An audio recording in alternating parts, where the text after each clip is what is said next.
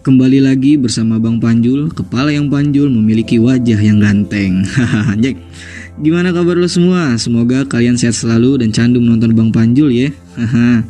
Oke, kali ini Bang Panjul akan menceritakan alur cerita film yang berjudul Superfly yang dirilis pada tahun 2018. Film ini menceritakan adanya seorang pria muda namun cukup berpengalaman dalam menjalani bisnisnya sebagai pemasok narkoba di Atlanta. Menyadari bahwa sudah waktunya untuk keluar dari semua perdagangan itu, dan lo semua tahu dong, kalau misalkan udah masuk di suatu gembong narkoba pasti bakalan susah keluarnya. Tapi orang ini batu guys, ia terus mencoba untuk menyelesaikan transaksi besarnya untuk terakhir kalinya. Akankah berhasil? Mari kita masuk intro.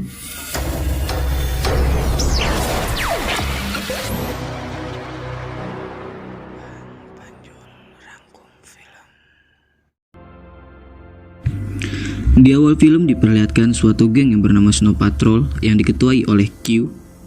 Dan ini ponakannya Q yang bernama Juju.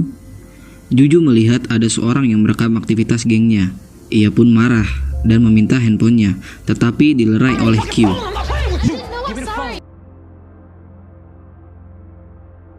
Ini Juju menggoda pacarnya Pris yang bernama Cynthia untuk mengajaknya berdansa. Tetapi Cynthia pun menolak karena si Juju mulutnya bojengkol guys. Dan Cynthia menemui Georgia, dia juga adalah pacarnya Pris. Pris pun mendatangkan tempat angkringan di mana ia ingin menemui pacarnya yang bekerja di sana. Inilah komoknya.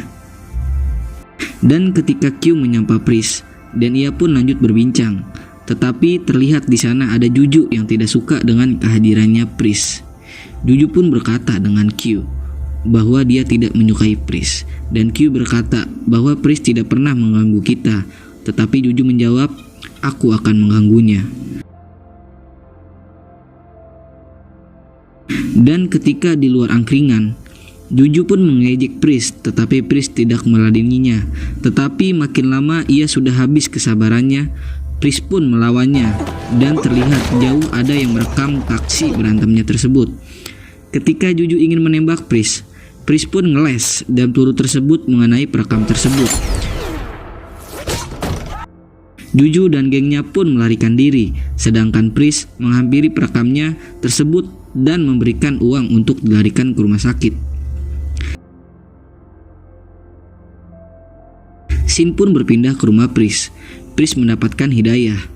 Dia berkata bahwa ini bukan pertama kalinya ia ditembak, tetapi ia ingin ini terakhir kalinya ditembak. Pada malam harinya, Pris menemui temannya di tempat judi yang berkedok restoran. Di sana ia menemukan Freddy sedang dengan pacarnya yang bernama Monique. Dan ia pun menanyakan kepada Freddy di mana Eddie. Inilah Eddie. Pris pun membawa Eddie keluar tempat tersebut. Ketika di dalam mobil, Pris pun menceritakan kepada Eddie, menjelaskan bahwa dia ingin keluar dari tempat pengedaran narkoba karena narkoba semua kacau. Bahkan tadi malam ia hampir tertembak oleh geng Snow Patrol dan mengakibatkan warga tertembak. Dan Pris pun mengatakan bahwa dia memiliki rencana untuk melakukannya. Eddie awalnya pun menolak, tetapi akhirnya mengatakan bahwa dia mendukungnya. Sin pun berpindah ke dojo silat. Pris ingin juga memberitahu kepada Skater ia adalah gurunya yang membuat ia terjun di dunia narkoba. Tetapi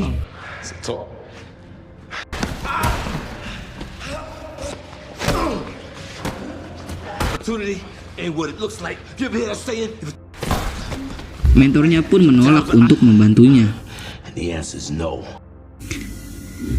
Sin pun berpindah ke suatu tempat cukur asgar asal Garut. Dan di dalamnya ada geng Snow Patrol yang sedang melawak satu sama lain. Tiba-tiba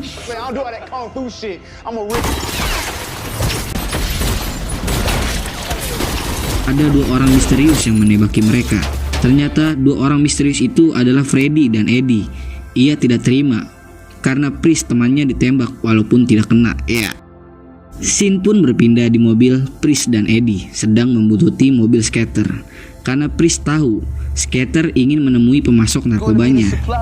Sin pun berpindah ke kota El Paso Eddie dan Pris sedang mengamati skater, Is that Scatter's plug? yaitu skater yang sedang berbicara dengan kepala kartel narkobanya, yaitu Alberto. Mereka pun mengikuti Alberto hingga Meksiko.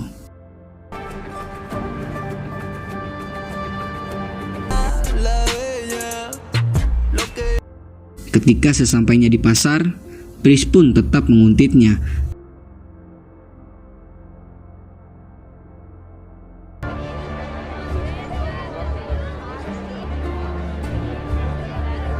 Dan tiba-tiba ia ketahuan dan tertangkap oleh anak buahnya Alberto. Sin pun berpindah di dalam jetnya Alberto. Ia mengatakan bahwa ia mengetahui siapa saja yang menjual narkobanya. Pris pun mengatakan bahwa dirinya lah selamanya menjalankan penjualan narkoboy. Ia menjalankannya dengan baik, tidak pernah tertangkap sekalipun, dan memiliki jiwa yang ambisius. Pris pun mengatakan bahwa ibunya Alberto adalah ratu kartel narkoba dan ibunya lebih menyukai adiknya yang bernama Agustin dibandingkan Alberto. Alberto pun mendengarkan marah hingga Pris ingin dilempar dari jet tersebut. Mati nggak tuh? What's his name? Augustine? Oh, my miss. Leavenworth Times. Gonzales pun menanyakan dari mana ia mengetahui cerita keluarganya. Pris menjawab bahwa ia mengetahui dari Leavenworth, yaitu penjara. Ia pun mengatakan bahwa dia memiliki mata-mata. Informasi adalah kekuatan. Setelah mendengarkan itu, Pris tidak jadi dilempar. Dan Pris pun mengatakan bahwa ibunya Alberto lebih mempercayai Agustin karena Agustin bisa menjual narkoba dengan banyak dibandingkan Alberto. Tetapi Pris berkata bahwa Agustin ceroboh, bahkan ia bisa ada di Leavenworth penjara. Dan ia pun mengatakan, saya bisa menjual narkoba banyak untuk Alberto. Dan Alberto pun memberikan kepercayaan kepada Pris untuk menjual narkobanya 3 kali lipat dari biasanya. Dan Pris pun bertaruh dengan nyawanya untuk menjual narkoba. Sin pun berpindah di Pris menemui Eddie yang sedang menunggunya di pasar. Pun saking nunggu lamanya sampai baikan asin. Ia pun melanjutkan perjalanan ke rumah lama keluarganya Pris, dan di sana ia teringat kenangan bersama ibunya yang biasa ibunya menasehati bahwa ibunya tidak suka ia berteman dengan Pris. What friends? Friends like Scatter? Ia pun membongkar uang simpanannya yang dikubur di dalam rumahnya.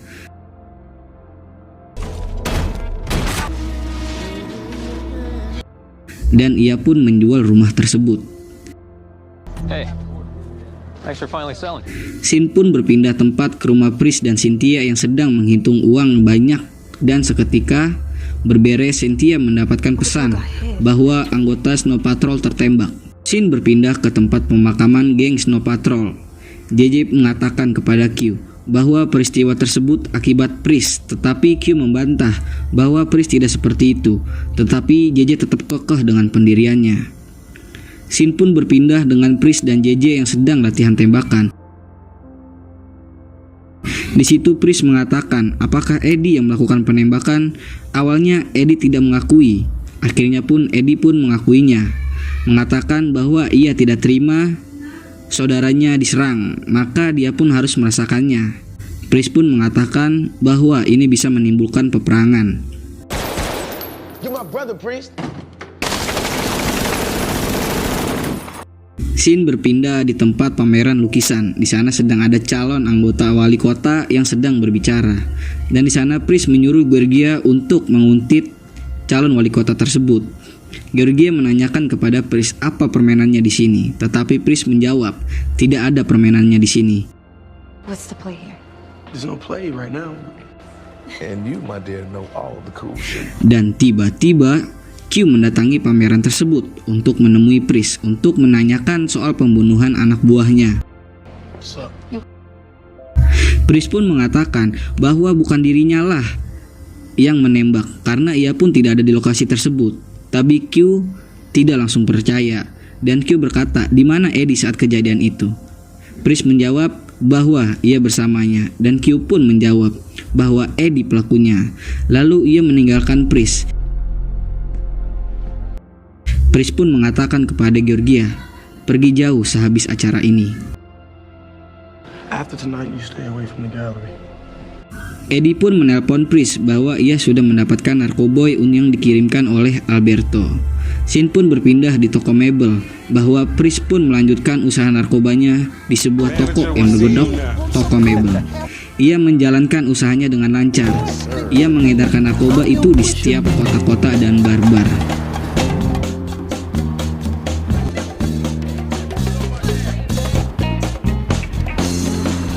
In our clean, bad machine, super cool, super me. What's your name? I'm your doctor when in need. Want some coke? Fly, here I stand, secret stand. Pris dan Eddie sangat senang bahwa usahanya lancar. Bahkan blankasnya pun tidak muat untuk menyimpan uang lagi. Gila nggak tuh?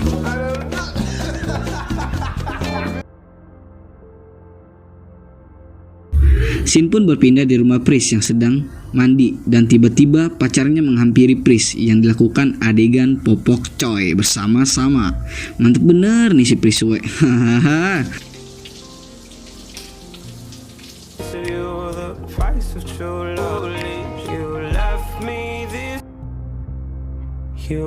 Scene pun berpindah di rumahnya Alberto yang sedang nonton bola Persija versus Persipura, dan di situ ada panggilan masuk dari skater, tetapi diabaikannya.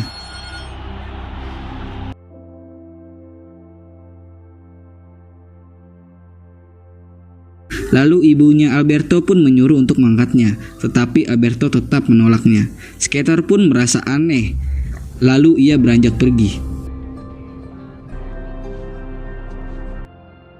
Scene berpindah ke kediamannya Pris yang sedang merayakan kekayaannya bersama teman-temannya. I just want to start off by saying thank you. Eddie menunjukkan arloji barunya kepada Pris, dan Pris pun mengatakan kepada Eddie, janganlah memakai arloji mahal tersebut. Bahaya jika polisi melihatnya Anda memakai arloji tersebut. Itu akan membuat polisi curiga. Eddie pun kesal dan ia berkata akan menyimpannya di dalam berangkas.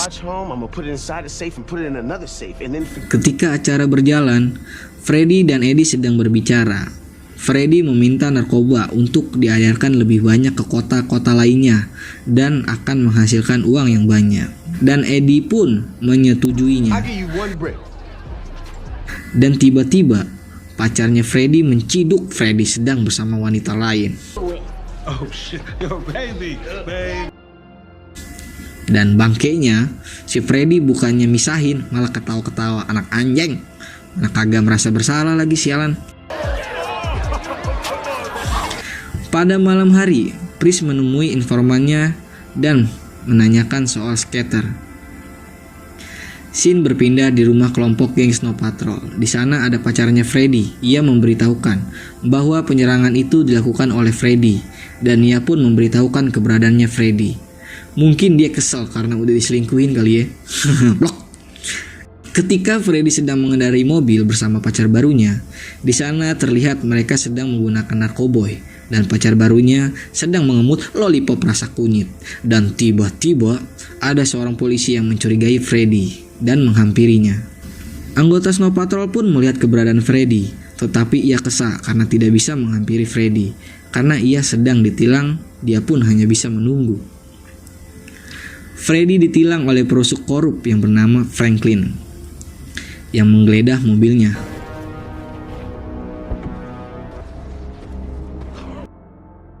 Rekannya, detektif Mason, menemukan kokain dan mencari telepon Freddy. Menemukan Eddie di kontaknya. Dia memberitakan Freddy untuk mengungkapkan di mana dia mendapatkan kokain sambil menodongkan pistol ke kepalanya. Dia pun menolak untuk memberikan informasi, tetapi pacar barunya Rachel yang takut akan nyawanya mengungkapkan sejarah kriminal dan siapa Pris itu. Reese. Freddy dan Rachel bebaskan. I ain't mad at you. What was I supposed to do? Look at this motherfucker. Look at... Tetapi Franklin kemudian menembak mati keduanya hingga tidak ada informasi yang bisa bocor. Ajab selingkuh ditembak polisi. Hahaha. Hands off the gun! Scene pun berpindah di toko mebel milik Pris. Ia sedang membicarakan soal Freddy dengan Eddie. Dan tiba-tiba Mason datang dan menemukan Pris. Mason pun mengatakan, kita bisa bekerja sama agar bisnis ini tetap aman dan lancar. Dan kampretnya lagi nih, si Mason meminta keuntungannya 50% dari keuntungannya Pris. Suwe nggak tuh? Mau nggak mau ya Pris harus menyetujuinya. Dan Mason pun mengancam akan mengekspos kesepakatannya jika ia tidak mematuhinya. Deal. Pris memberitahu Eddie bahwa dia adalah alasan kematian Freddy. Gara-gara dia, si Freddy bisa mati. Jika Eddie tidak memberikan narkoboy kepada Freddy, pasti Freddy masih hidup. Namun Eddie menjadi marah kepada Pris dan keduanya pun berkelahi. Setelah menyekik Eddie dengan keras, Pris pergi dengan marah membuatnya tidak sadarkan diri. Kemudian berpindah ke rumah Pris ketika Pris mendengar Georgia dan Cynthia mendiskusikan masalah polisinya, dan Pris menghentikan pertengkaran mereka dan menyuruh mereka menyiapkan paspor untuk meninggalkan negara ini. Pris pun sangat kacau balau karena mendapati masalah bertubi-tubi. Akhirnya ikut mendepositkan sebagian uangnya ke kripto agar aman. Georgia menemukan seseorang yang bisa membuatkan mereka bertiga paspor dan ia pun membayarnya dengan cash. Do you take cash? Pada pemakaman Freddy, di situ terlihat ceweknya yang nyepuin sedih banget. Lu yang nyepuin, lu yang nangis, blok. Ketika setelah mengikuti acara pemakaman di situ, ada polisi korup yang meminta untuk jatahnya. Pris pun memberikannya.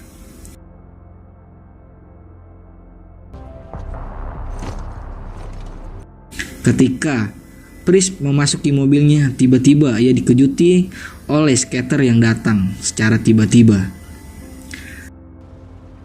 You should put a burn in the center track. Skater pun mengatakan bahwa Pris telah berkhianat. Ia melangkahi usahanya, mengetahui bahwa Pris membuat kesepakatan rahasia untuk lebih banyak produk, dan Skater memberitakannya untuk pergi ke pertemuannya dengan Alberto, pemasok obatnya.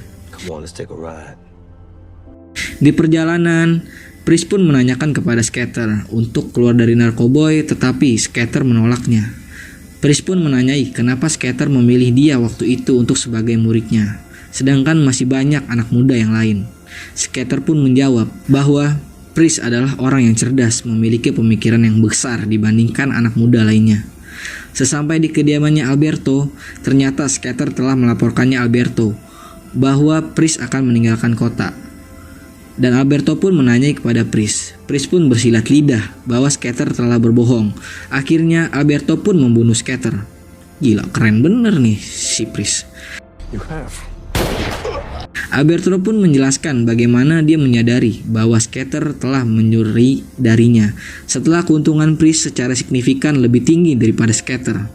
Alberto pun mengancam Pris, mengatakan kepadanya bahwa dia tidak akan pernah bisa keluar dari permainan.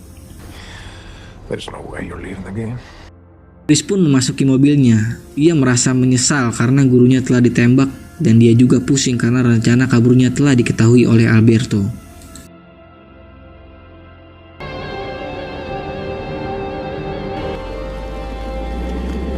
Pris dan Georgia bercerita untuk melarikan diri dari kota saat ini juga, dan dia menemui Cynthia di rumahnya dan meminta bergegas untuk melarikan diri. Okay, why are you not dressed? What's going on? Dan tiba-tiba anggota Snow Patrol pun muncul yang dipimpin oleh Juju menembaki rumah Pris, dan terjadilah tembak-menembak. Get him! Run like a bitch! Get him! Get him!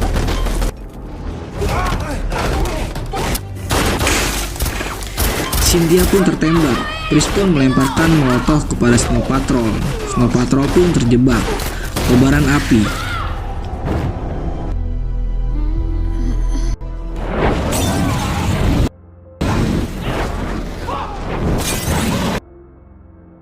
Pris pun dan Georgia melarikan diri tanpa Cynthia.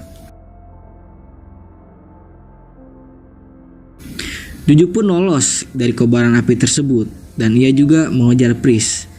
Dengan adanya Q di belakangnya, Juju pun terluka. Sementara Q tewas dalam kecelakaan mobil tersebut.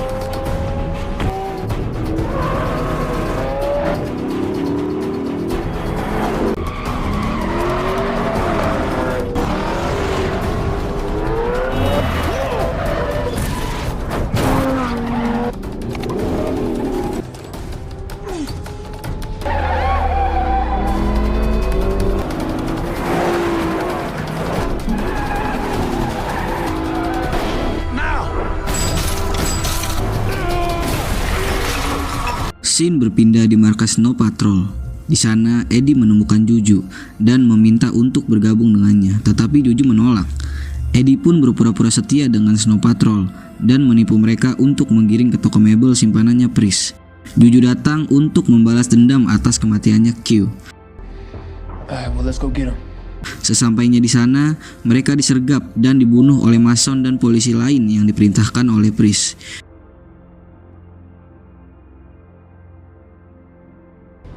Yo, Priest.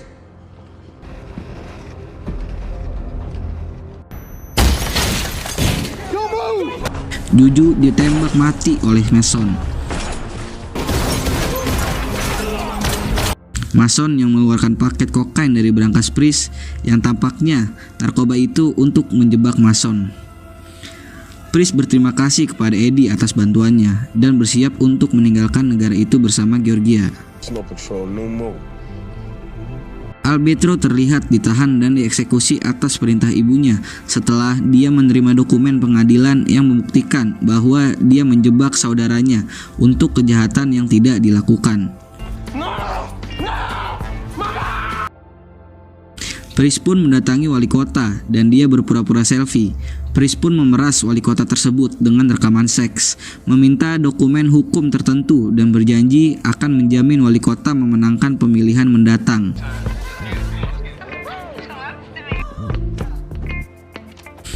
Scene pun berpindah kepada Mason yang sedang menunggu Priest untuk melunasi hutang-hutangnya Priest.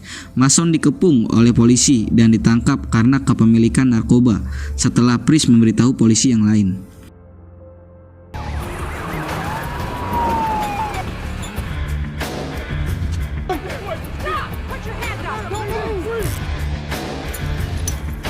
Priest memanggil Franklin ke sebuah pertemuan untuk memberikan jatahnya.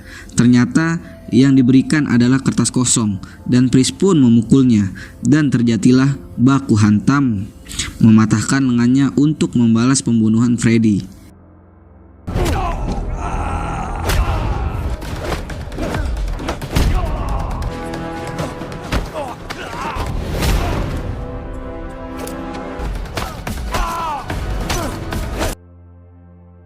Setelah menyelesaikan semua permasalahan bisnisnya, terlihat Priest dan Georgia sedang berada di kapal pesiar dan mereka pun hidup bahagia. Took the dream with me, didn't I? How do you feel? And that's Superfly. Mamat, thank you guys udah nonton video gue. Semoga film ini bermanfaat dan komen di bawah film apa lagi yang bakalan gue bahas. Oke, jangan lupa like, komen, dan subscribe. Jika ini bermanfaat, tolong di-share kepada teman-teman lo. Thank you.